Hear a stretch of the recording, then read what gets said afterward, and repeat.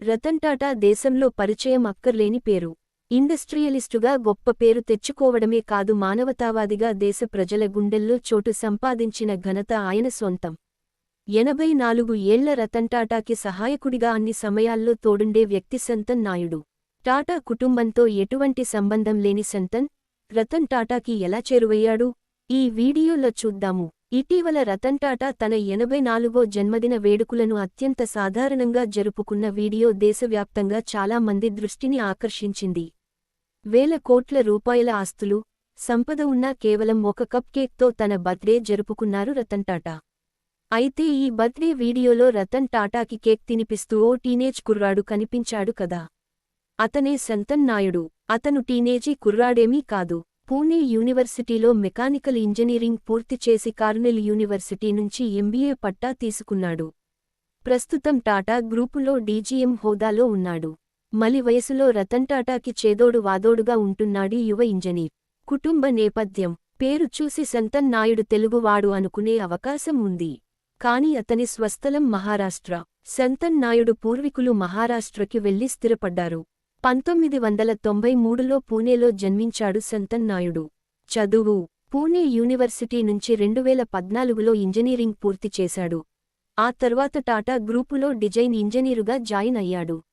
ఓ రోజు సాయంత్రం ఆఫీసు నుంచి ఇంటికి వెళ్తుంటే రోడ్డు మధ్యలో ఓ వీధి కుక్క చనిపోయి కనిపించింది. వాహనాలు ఆ కుక్క శవం మీదుగానే పోతున్నాయి. ఈ దృశ్యం చూసి సంతను చలించిపోయాడు.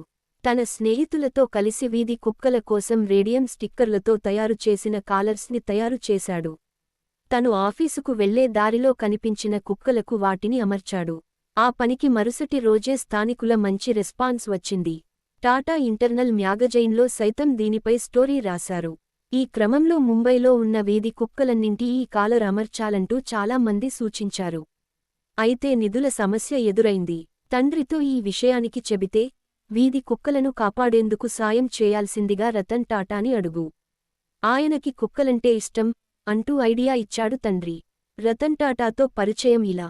చివరకు వీధి కుక్కలను రోడ్డు ప్రమాదాల నుంచి కాపాడేందుకు మోటోపా పేరుతో స్టార్టప్ ఏర్పాటు చేశానని, దానికి సాయం చేయాల్సిందిగా కోరుతూ వివరాలతో కూడిన ఈ మెయిల్ని ఏకంగా రతన్ టాటాకే పంపాడు.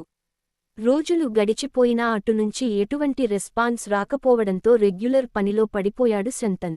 చివరకు 2 నెలల తర్వాత నేరుగా తనని కలవాలంటూ రతన్ టాటా నుంచి ఆహ్వానం అందింది. అదే రతన్ టాటాతో సంతన్ నాయుడికి తొలి పరిచయం.